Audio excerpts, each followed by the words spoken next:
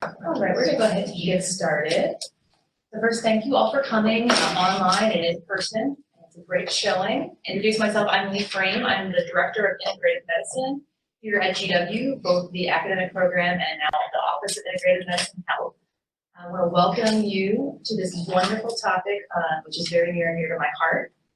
And we'll just get right into it. Dr. Newby, the nutrition doctor, is a nutrition scientist, gastronome, author, and adjunct associate professor at Harvard. She's a thought leader who speaks locally, nationally, and internationally. We're very lucky to have her. Also communicates with the public on her blog, Cooking and Eating the PK Way. Her new book, seen here, Food and Nutrition, What Everyone Needs to Know, addresses over 100 need-to-know nutrition topics, like how what we eat affects our health and the environment. And she's going to give you a little taste of that today with her talk. So please welcome Dr. Newby. Hello, everyone. Thank you so much for being here. And because I know this is being recorded and showing visually for the webinar participants, I'm rooted here. So Lee told me, so just so you know, normally I'm a wanderer, but I'm going to be pretty stationary here today. And if I'm not, you should remind me, because it's really just my inclination to go and run. I am thrilled to be here. Talking about food and nutrition is my biggest passion. So I don't want to spend our precious time here today talking about myself. If you do want to learn more about me, you can go to pknewby.com. In brief, I did my doctorate in nutrition at Harvard. I also did master's degrees in public health, specifically focusing on how people make food choices and how those food choices impact our environment before I did my doctorate. So I am about all things food all the time. It is my great passion and I joy to be here with you today. So as I said, if you want to know more about my own background, you can check out pknewby.com. So what I'm going to be talking about today is the top 5 things you need to know.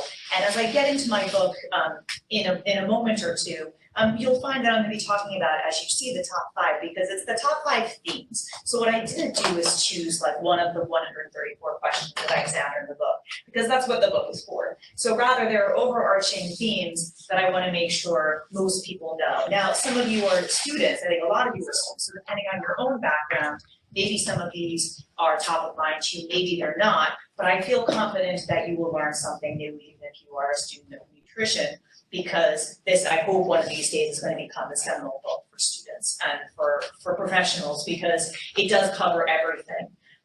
So I'll get into more about the book in just a moment. So I'd like to start off by engaging people in this topic, which, as you all know, gets a lot of attention, And in fact, it's why I switched my own profession from doing research in food and nutrition, and I studied chronic disease for the majority of my career and was on the faculty at Tufts, Boston University, and Harvard before moving into science communication and becoming an author full time. And that's because there's so much confusion about this topic. So I have 3 questions that I'm going to throw out there, and you can think about it for yourself, or you can also think about it for people you talk to. Sometimes confused about what to eat for health. You want science-based diet information but don't know who to believe. You wonder if your diet really impacts our shared climate as society. Now, maybe people in this room, they're like, well, I'm studying this and I know this, but most people that I talk to, even if you're in the profession, this is common, very common conversations you have with your friends, your colleagues, your family members, in my case, strangers at cocktail parties when they find out they know what I do. So, and of course, the big one, why is nutrition so confusing?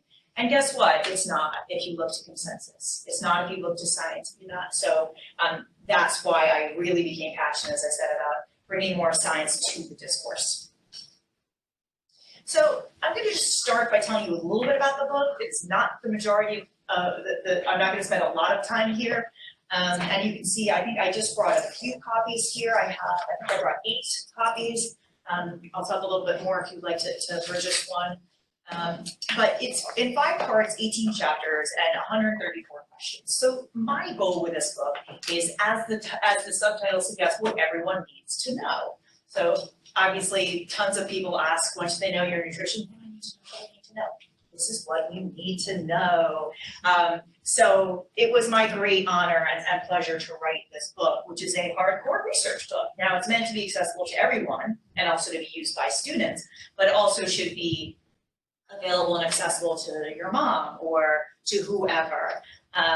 Because whether it's about gluten or the paleo diet or keto, or about were we really hunter-gatherers, or hey, are we really going to be cooking anymore, and how are robots involved, and what's the future of food? It's the whole gamut, past, present, and future. And by the way, I didn't even mention, of course, what everyone's interested in: how do I prevent disease, promote health, and live longer? So clearly, that's a major part of the book as well.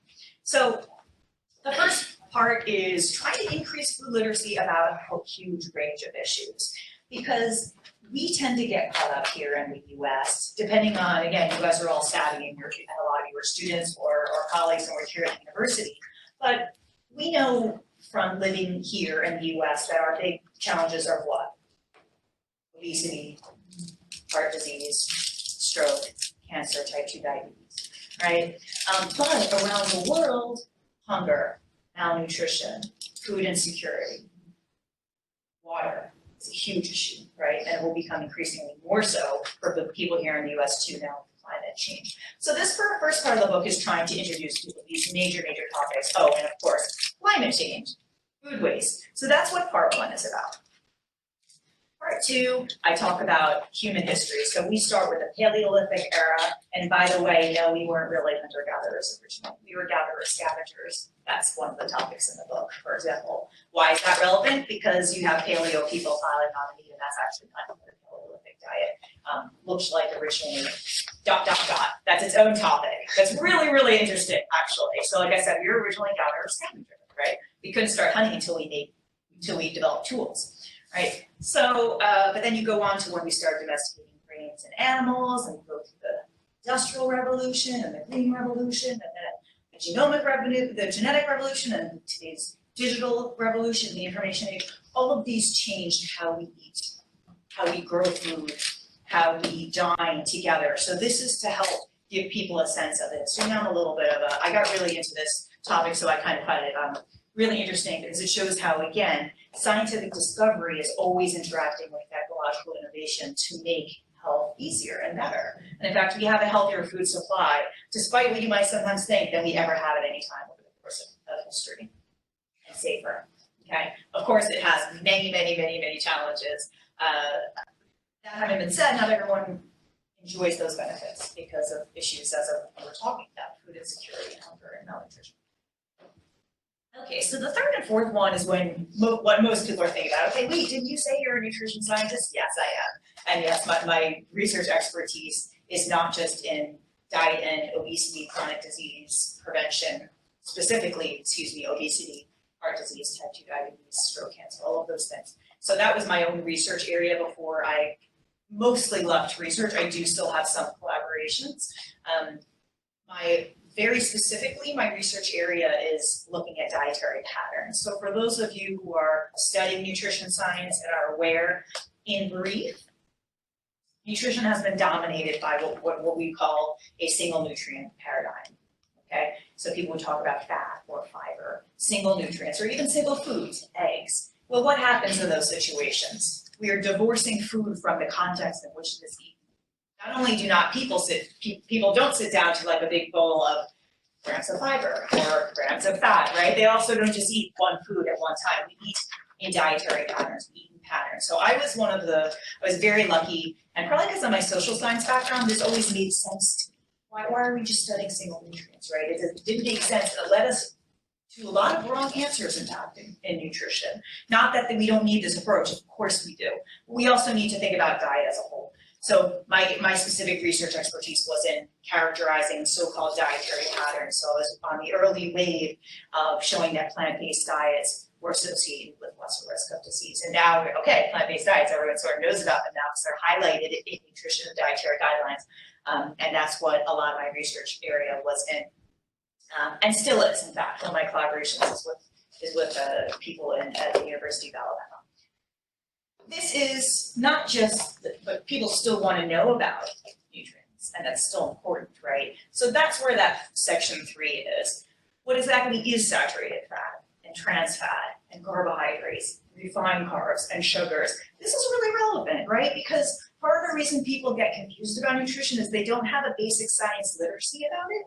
So if you don't know the difference between saturated fat, monounsaturated fat, polyunsaturated fat, and the various fats therein, omega-3s, omega-6, then how can you try to decipher whether or not something like keto diet makes sense, right? You need to have that literacy. So this should be basic science literacy for people. And this isn't like physics in the sense that it's more esoteric to people because everyone is in this world and everyone pretty much knows what saturated fat is, right? Just by virtue of living here in the US. But that doesn't mean you know exactly what it is, what it does, the food sources, how it interacts with other fats, and so forth, right? And what exactly does it mean when you see that study highlighting, saturated fat is related to X, Y, or Z. So that's some of the basics in section 3. And of course, we eat food, not nutrients, as I was saying. So then we go on to whole grains, refined grains, sugars, drinks, caffeine, alcohol, caffeine obviously being 3, but alcohol, all of the various food groups there, everything is in this book. Meat, how they're related not only to health, but also the environment, okay? So that's what sections 3 and 4 are. And finally, section 5 is diets for optimal health, longevity, and sustainability today and tomorrow. That's when we put it all together and help people say, okay, but wait a minute, what is the best diet for weight loss? What is the best diet to live longer? What about intermittent fasting? That's one of the more popular questions I've gotten for the past year while I was on book tour. But this is where I help people to put it together and help them and encourage them to create a diet that works for them. So as long as it's within the parameters of a plant-based diet, I didn't say vegan, I didn't say vegetarian. Hopefully you guys know that, but it is a misunderstanding actually that about 1 in 2 people think plant-based means vegan, and it doesn't. It means plant-based. The more plants you can pile on, the better it is for your health. And there's incredible consensus about all of this. So that is the book. So let's turn now to these themes. And the first one is nutrition isn't confusing. The truth is out there. This used to be my 5th. So I've been giving this talk now, or variations of it. It's always different depending on who I'm talking to. But I've been giving this talk for a year, and this used to be number 5. And it had to become number 1, I learned, because the biggest question I get is, why is nutrition so confusing? So I get to start off my talk by saying nutrition isn't confusing. The truth is out there. What I did not say is that there isn't considerable nutrition confusion. There is rampant nutrition confusion in society. Rampant nutrition confusion, and it's undermining individual and public health. So let's talk a little bit about this. So why are a few reasons on this? And this is actually, Lee heard me give a talk just on nutrition confusion. It was at the American Society for Nutrition annual meeting because it's such a big issue in our society, right? Because we all know a certain amount and yet it's not getting through. So I talked about this issue for an hour. I'm not doing that today. I'm just talking about it for a couple of minutes before getting into the more exciting things. But it's really important to understand why people are confused. There is a war on science you probably already read through, whether it's about climate change, evolution, the moon landing, vaccinations, genetically modified food. There's a huge,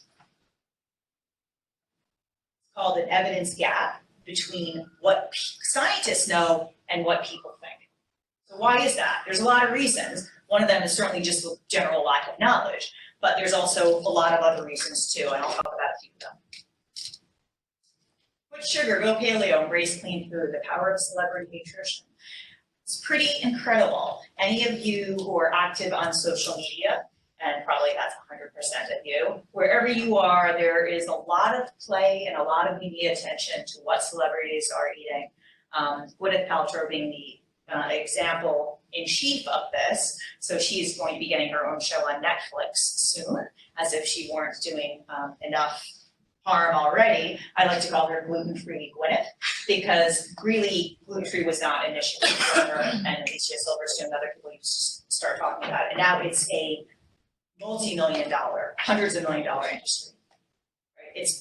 These are powerful influences on how and what we eat, why so many people decided to give up gluten.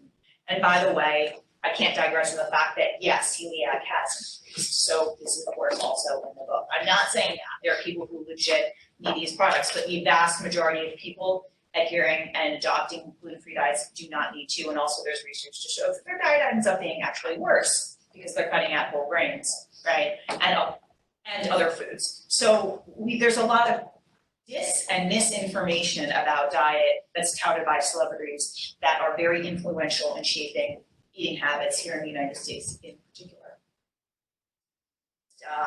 People like Gwyneth Paltrow, Dr. Oz, he's going to his 10th season now this year. I think he's in his 10th season. He has, millions and millions of followers. It was more than 4 last time I checked.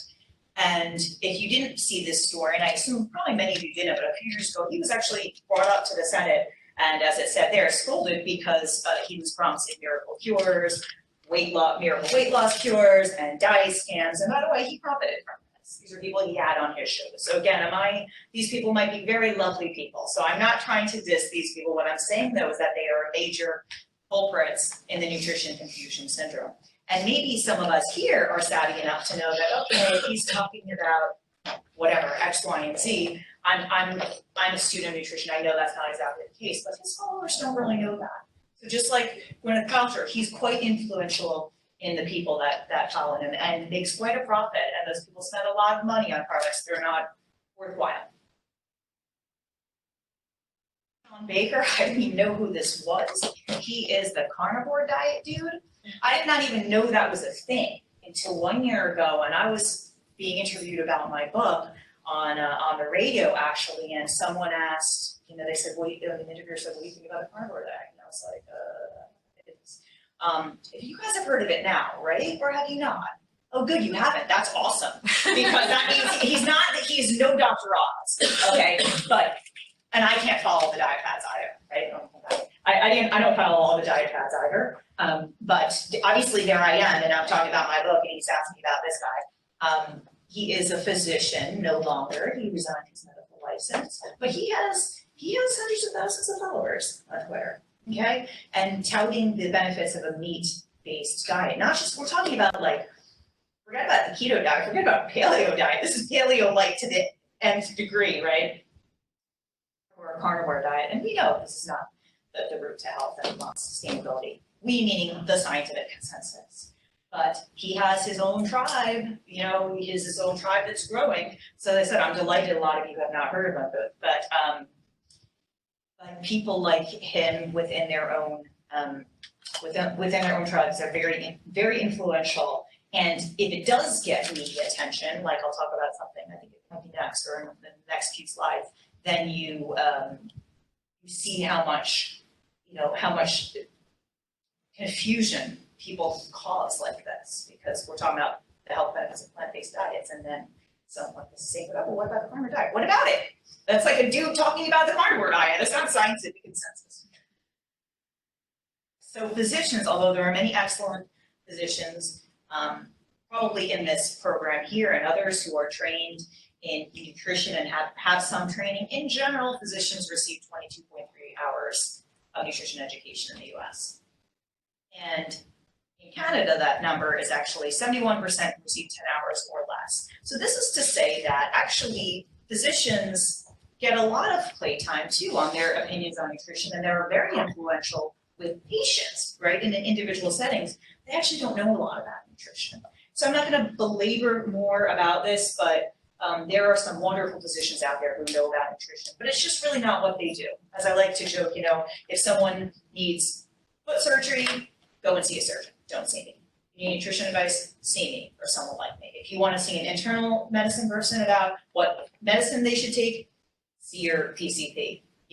But they're just not trained in nutrition, and the good ones know this. The good ones that I'm colleagues with, I've worked in medical schools, know this, and they will be part of comprehensive teams. But other ones, they're just not following it, and they're not trained in it. Thank goodness there's a lot of excellent scientists working to build up nutrition education. So this will change over time. The TOD Talk, not a TED Talk. TOD stands for Trends, Observations, and Dangerous Dribble. This was satirized by John Oliver last week tonight, about a year or two ago, but it's so classic. If you wanted to, come and find it on, on YouTube one of these days. You should do it. It is very entertaining. This piece alone is just 3 minutes, but he actually has 20 minutes. Satirists and humorists comedians have been amazing friends of science, actually. Amazing friends of science, whether it's sort of mocking Gwyneth Paltrow or, in this case, TED Talks, because everyone loves TED Talks. I love TED Talks. Some of them are so amazing and they're powerful stories. But other times it's just like a dude in a white coat wandering around talking bunk, which is in this case what obviously he's just making fun of. And they're powerful stories, but they're not really science-based. And this makes it so difficult for people to know, okay, well, if you can't trust TED Talks, where can you get this information? Well, you can get it from scientists, right? Or science-based information.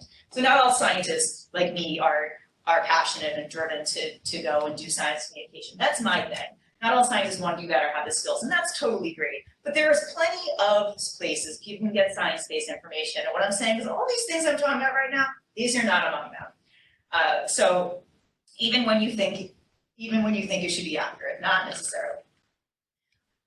Huge sort of confusion is the grocery store, right? This is just a few, it's a smattering of labels, colorful labels you will see when you go to buy a food, right?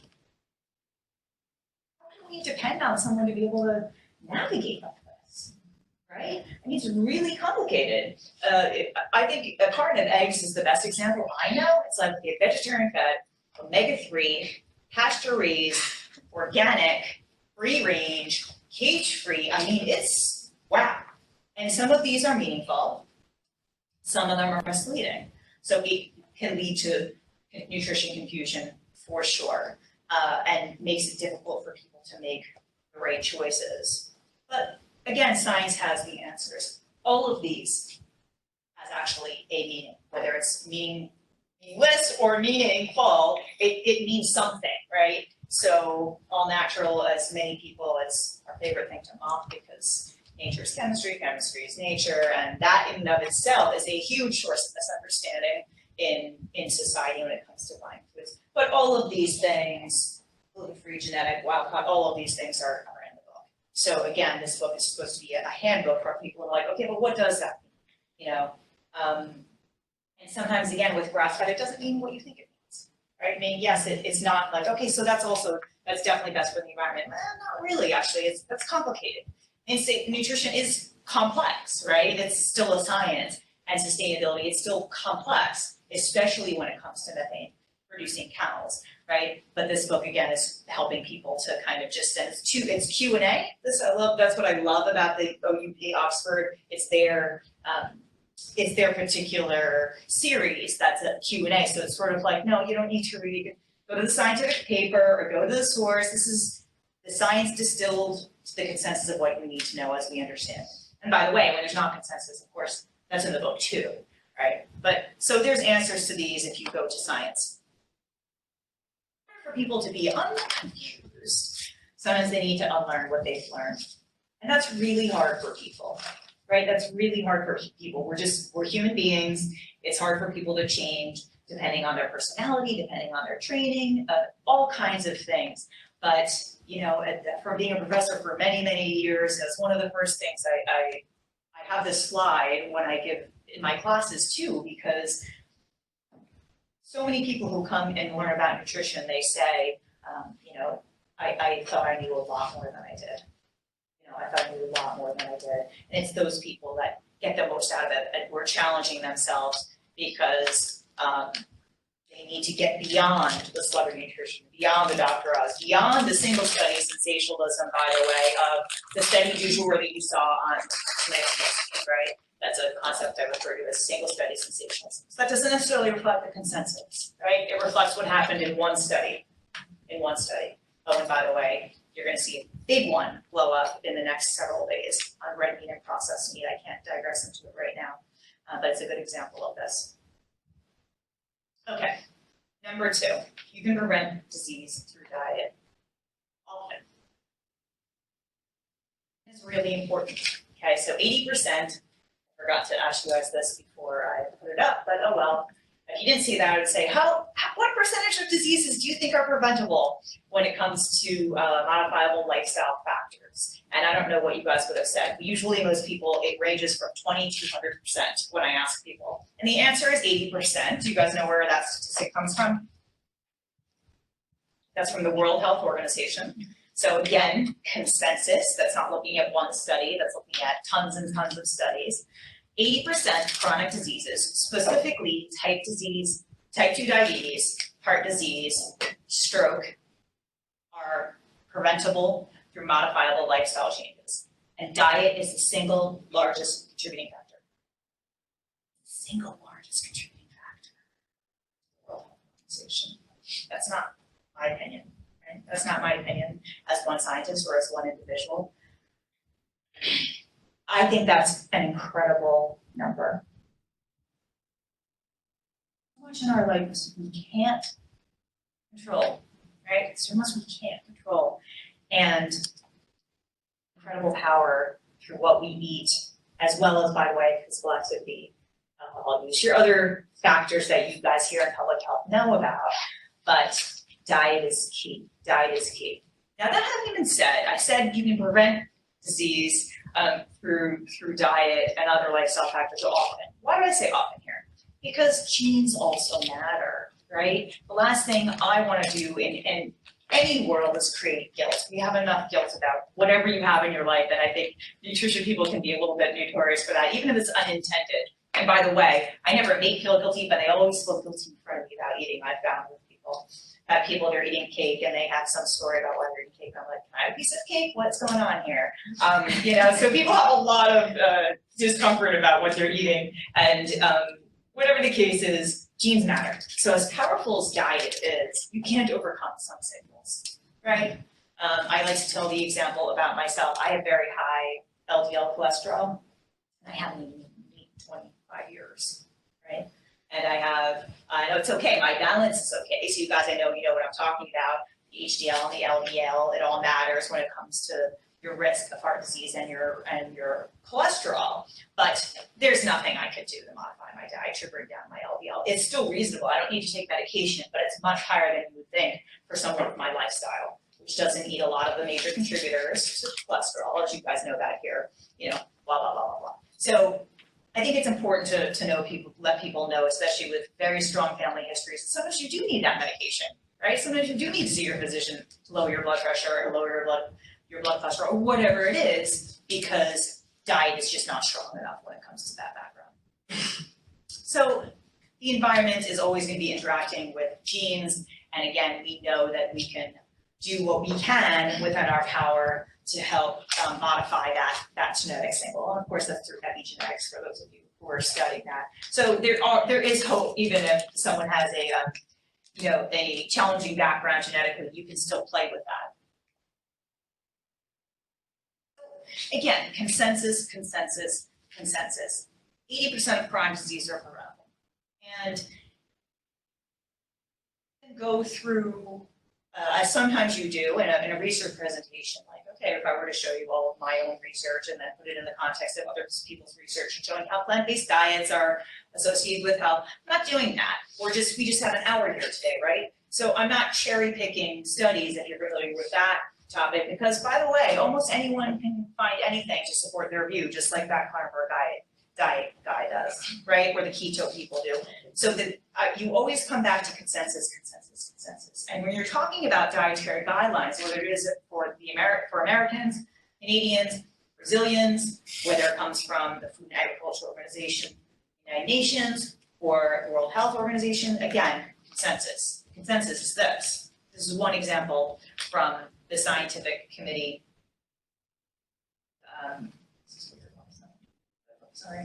The Dietary Guidelines Advisory Committee from 2015. We're going to see the report for 2020 soon. Pattern that is higher in plant-based foods, lower in animal-based foods. It's more health promoting, has lesser environmental impact than the current average U.S. diet. Again, consensus. This is a group of renowned scientists who are who are looking at thousands of studies, hundreds and thousands of studies, and not just EPI studies, for those of you who are aware that EPI gets a bad rap. Having been trained in nutritional epidemiology, I'm well aware of it. No, it's not just correlational studies, it's not just cross-sectional studies, and I think most of you are following me here. We're talking about also animal studies, clinical trials, and well-designed prospective studies that help to create this consensus, right? I know people also like to talk about, okay, well, there's challenges with my plate, right? The dietary guidelines in the US because of what? Because of powerful lobby influences, right? Among other things, but that's a huge one. This is a statement from the committee, and I'll give you just one example of how politics and science interplays, which is that clause at the end about plant-based diets having lesser environmental impact was ultimately removed from the dietary guidelines.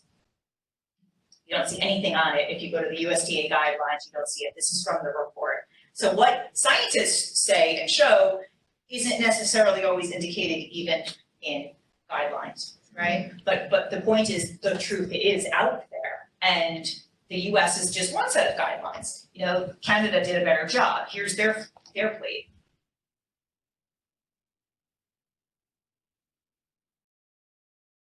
Superior to the USDA My Plate, which doesn't emphasize whole grain foods. It does in the fine lines. Actually, they're quite good. They're much better than they have been. But it doesn't emphasize it on the pictographic here. And in the US guidelines, by the way, for those of you that are familiar, that's dairy in the US guidelines, not water. It should be water. That's the consensus. The dairy industry doesn't agree.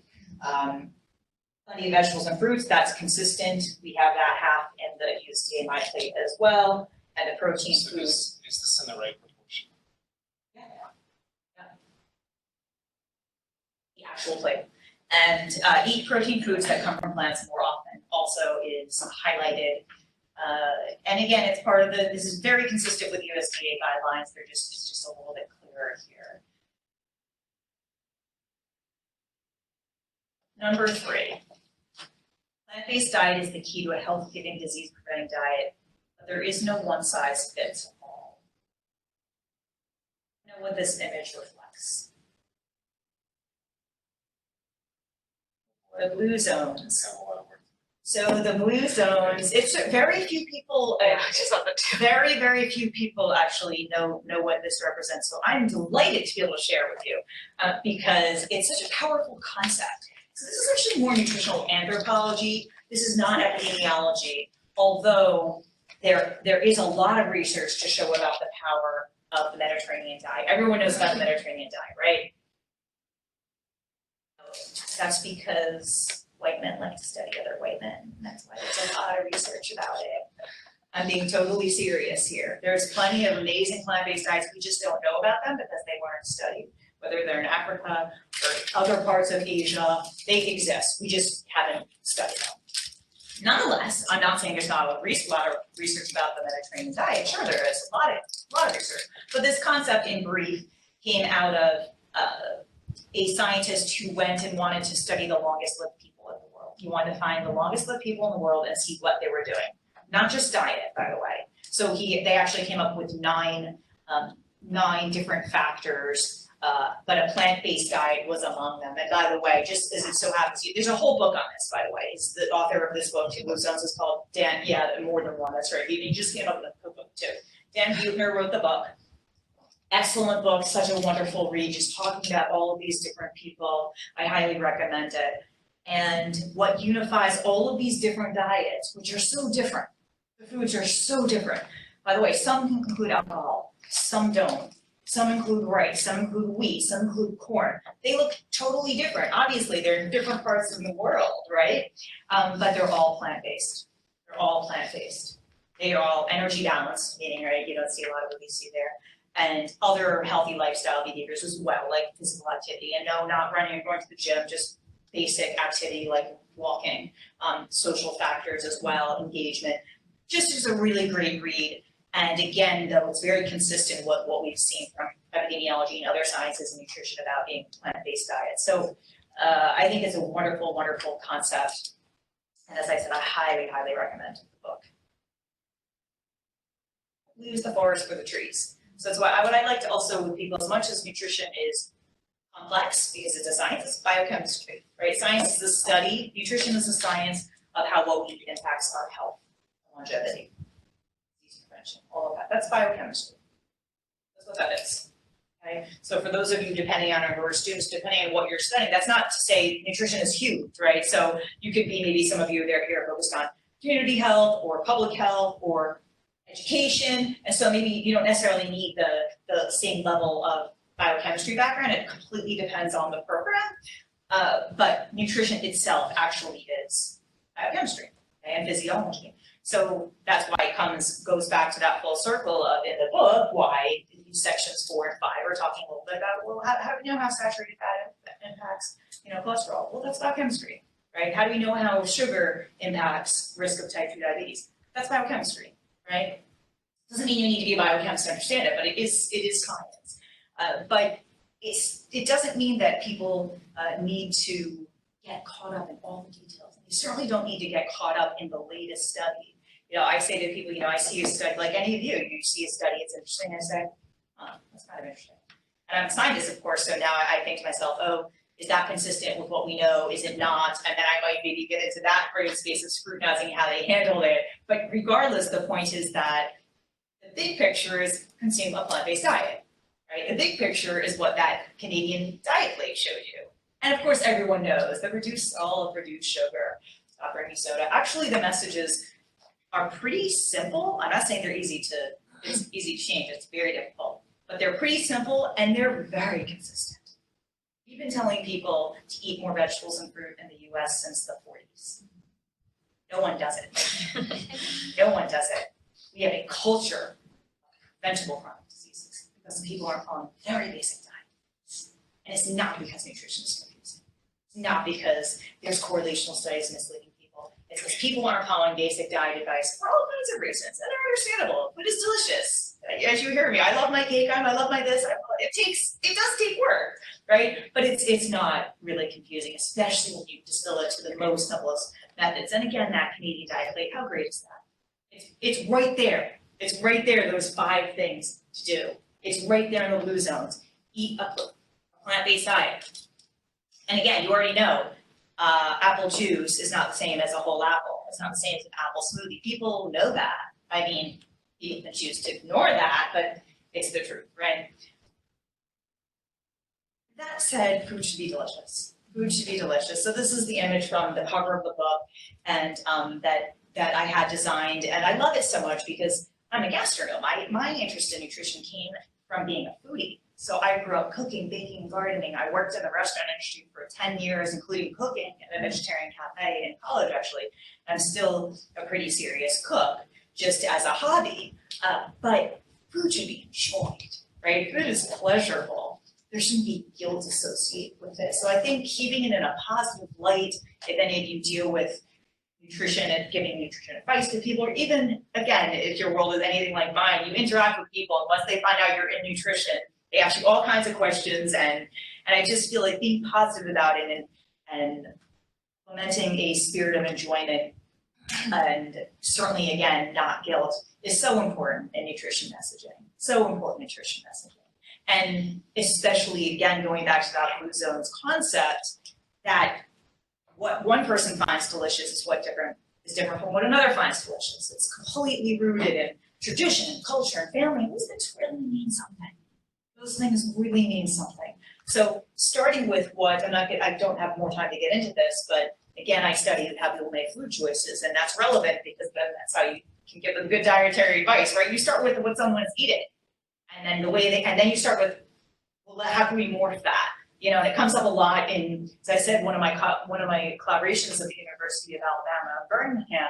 Well, they're looking at the stroke belt because people there have such a much higher risk of stroke. So the traditional Southern diet is a thing. So how do you deal with that? You're like, okay, well, you really should be eating olive oil. Like, what? Mediterranean diet isn't the only gig out there, man. So it's working with what people, and there's all kinds of ways to modify the way people are eating that's going to work for them, because otherwise it doesn't matter. So that's why part of that was not one size fits all. Here are the parameters, make it work for you. diet on the most sustainable.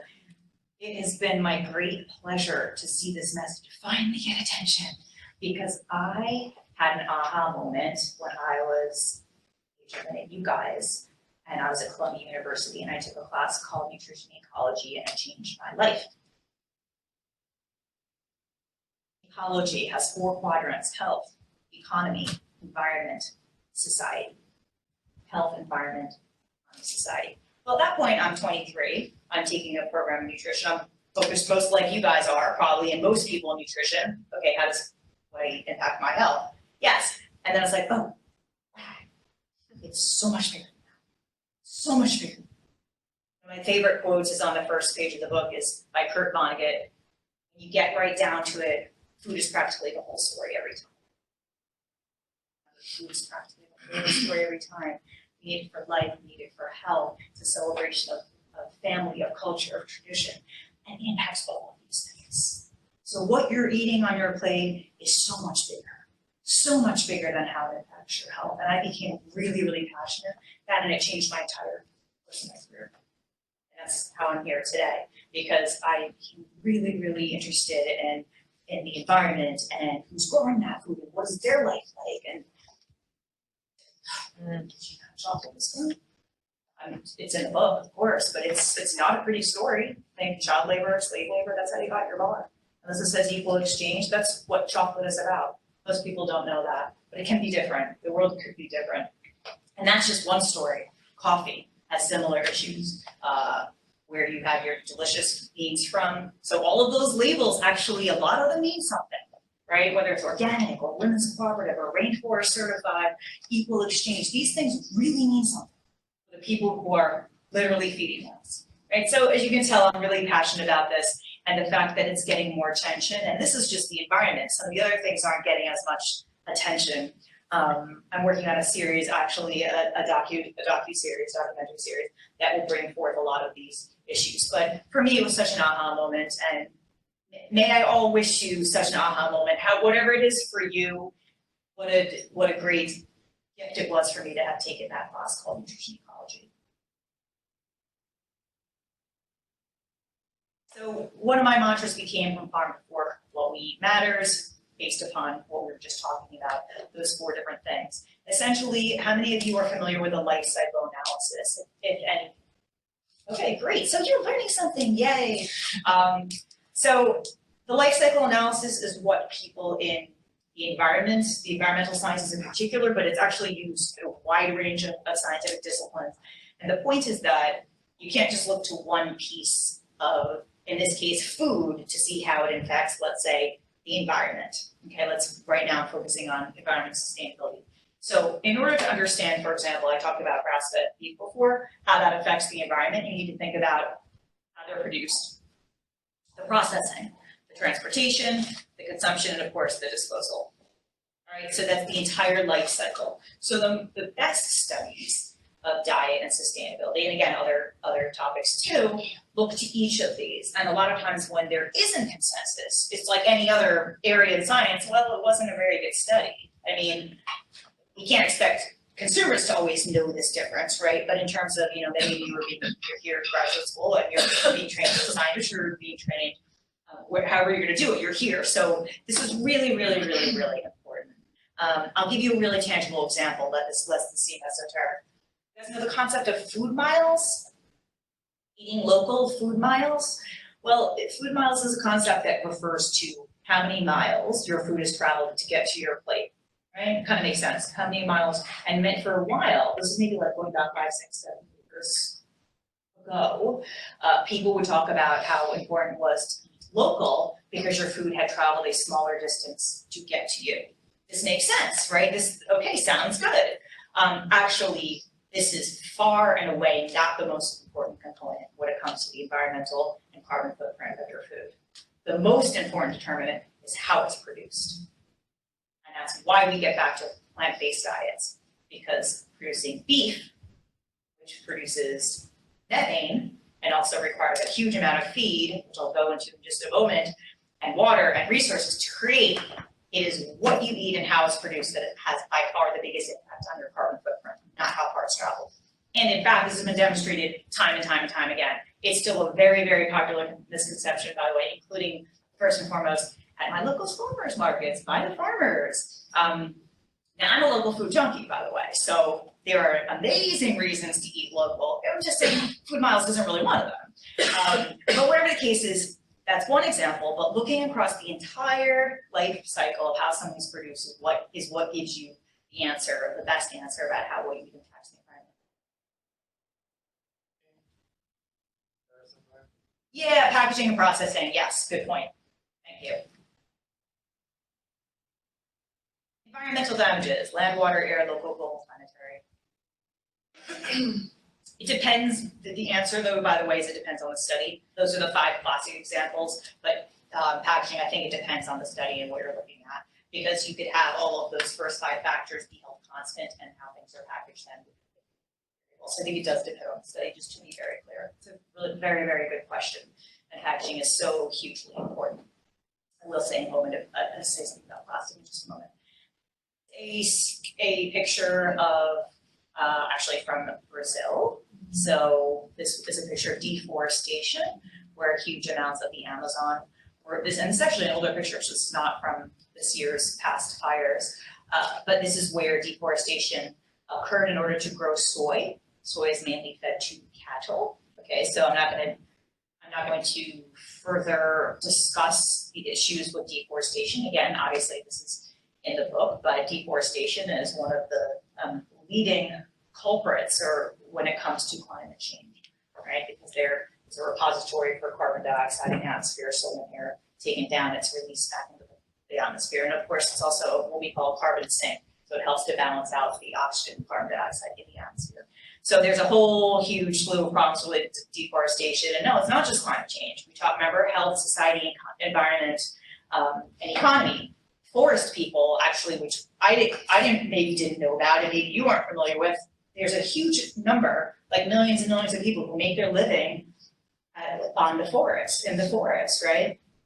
And it has all those people. Obviously leads to decrease in biodiversity of flora and fauna, right? So these are huge, huge issues that are related not just to climate, but also to other issues related to nutrition ecology. What factory farming looks like, if you don't know, and I would say it's a pretty clear picture than most. So what's the problem with this? Well, again, this is an animal welfare talk, so whether people are going to resonate with this or not is not my issue. I'm simply presenting the information, just like in the book. The best compliment I ever got in my book was that it did not show bias. So just because I happen to not eat meat for my own, as a scientist, I'm like, oh yes, meat is the dog. And some people will be like, what? Going to the vegan summit, they're like, well, yeah, people eat it. I mean, this isn't like people are like, what's your opinion? I don't have an opinion. It's like, do you have an opinion on gravity? It just is. So I love that. But this is the reality. So whether you care about this issue or not, I'll tell you why, meaning for the animal welfare, the biggest issue to care about it is antibiotic resistance. Because in order to grow animals like this, which is what is being done, they need to be fed antibiotics. They don't need to be, but at least in the US they are. They're outlawed in certain places like Europe. Hormones, not in poultry and pigs, but in beef.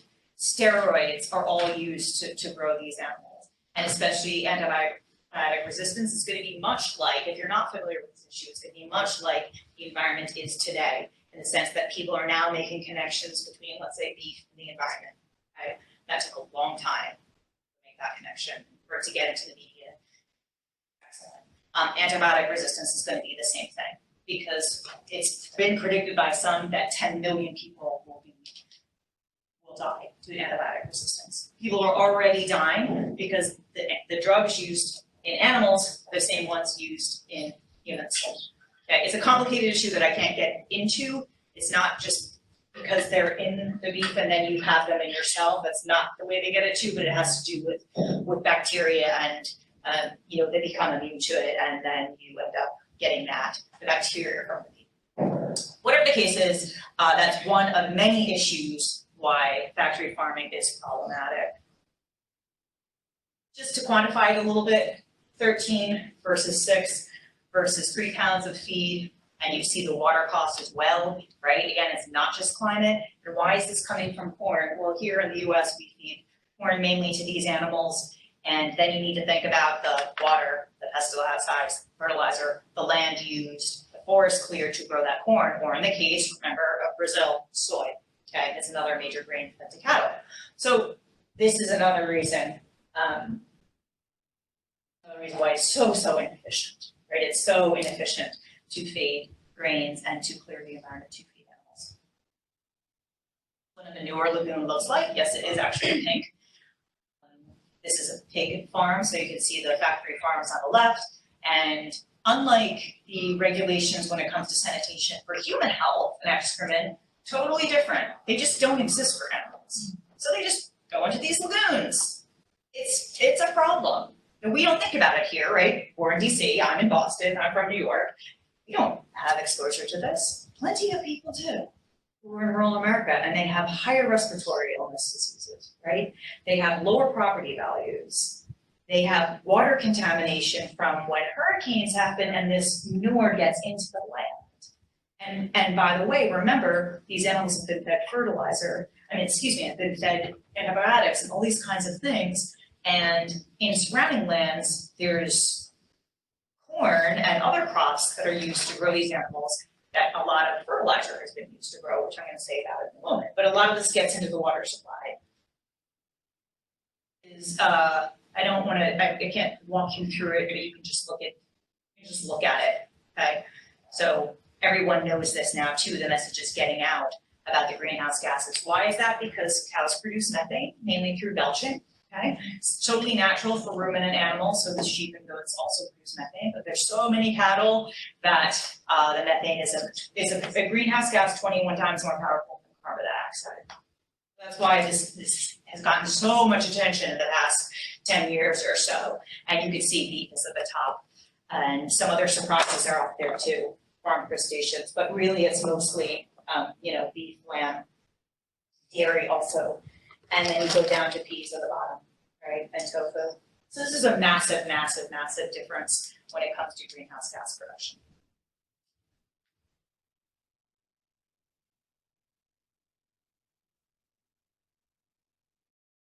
West Coast dead zone is the biggest ever seen. I was just talking about water contamination. And why does this happen here? Well, this largely happens because among other reasons, I was just talking about our cornfields, right? Well, corn, because so much of it is grown at one time, it's grown year after year after year in a system that's called monoculture. It basically degrades the soil, and in order to get it to be productive, a lot of chemicals need to be used. Not that chemicals is a bad word, but a lot of fertilizers needs to be used, and the soil is no longer as buoyant or as absorbent as it used to be. So the fertilizer, instead of being absorbed, ends up running off the top during things like rains, and obviously there's higher drought now too with climate change, so you have it run off, and it ends up going from Iowa and ends up going over the land and getting into the Mississippi River and going through the river and ending up in the Gulf of Mexico, where it kills a lot of species. And not only does that impact local diets, program seafood is a very big issue. Think about New Orleans, for example, but also kills the livelihoods of fisher folk who have been fishing for years to feed people. And of course, from an ecosystem perspective, also disastrous. For this reason, the UN has been urging a global move to meat and dairy-free diet, and this is from a few years ago. This is from almost 10 years ago, and this is from over the summer.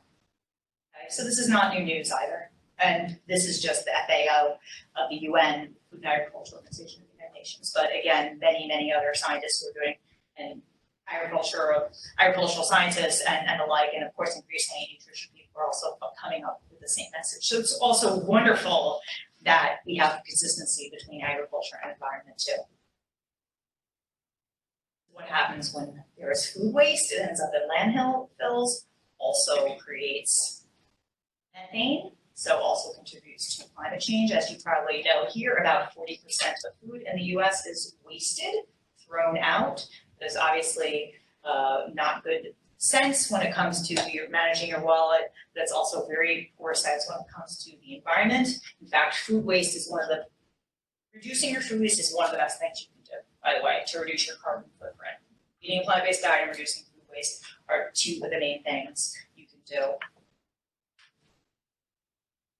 Plastic, most of it ends up in the oceans. Only 14% is recycled worldwide. 14%, vast majority ends up in oceans. Number five, creating a health-giving eco-conscious diet is possible. This is really important, and I added this too because I would go around and people would say, okay, how do I do this? So you want me to have a plant-based diet, or reduce whatever risk of disease you're trying to manage or avoid, or I want to live longer, whatever it is people want it to do. How can I do it? So I just end up doing this, creating this little ebook, and ebook is the wrong word. It's 11 pages, pretty food pictures, but it's the 7 science-based strategies to help people change their diet. If this is of interest to you, it's totally free. It's off of my website, pknewby.com/books. Please feel free to share it or to use it however you wish. Again, I just wanted to help people and energize them with ways to get started on their journey. By the way, what does a sustainable diet exactly look like? I went through a plant-based diet, but I bring this up too because I've been in meetings with people where they're like, well, we don't really know what sustainability is. What is a sustainable diet? And even actually Americans, a recent survey, I'm gonna be another woman, and a recent survey also showed that people are confused about this. So they are diets that have low environmental impacts, that contribute to food and nutrition security and to healthy life for present and future generations. And that's the key, present and future. This is from the FAO. Biodiversity and ecosystem is important, culturally acceptable and accessible. We're going to talk about that a lot. Fair and affordable, nutritionally adequate, safe and healthy. They optimize human and natural resources. This is what a sustainable diet looks like. So just by way of concluding, the book also talks about a lot of issues that I didn't talk about, things that I think are really important to build literacy about. I talked about some of them. I didn't talk about how meatpacking is still one of the most dangerous jobs in the world. That matters when you're thinking just about meat and other things. So all of this is in the book too. I did talk about that I have 8 copies if you would like it. I would be thrilled if you did it, so I don't need to drive them back to Boston. I make very little from book sales as authors do. I'm just here to help educate. So if you want one, you can pay me in those ways or by cash. And finally, vote, vote, vote. Vote with your fork, because what you eat matters. It matters for your own health. It matters for the economy, environment, society, and of course, very importantly, vote actually with your vote next year in particular. So that said, thank you so much for your attention today. Thank you. We can take a couple of questions if you guys have time. I know you do have to probably run off to class, so feel free to head out and leave us. If you want to stick around, get them first. We're going to do kind of an informal meet and greet. We can start with a couple of questions. Anyone? I ran you guys up to the water, I know. So. Yeah, they have their platform. Oh gosh. sorry. Please kind of follow. Anything? Any questions? Come up to me on your own. Well, thank you so much. That was very informative, and there's a lot for y'all to think about. If you have any questions, feel free to email me, leigframe@gw.edu. LEIGHFRAME. Having answered questions and maybe that you would have a feedback. Bye, everyone. Thank you.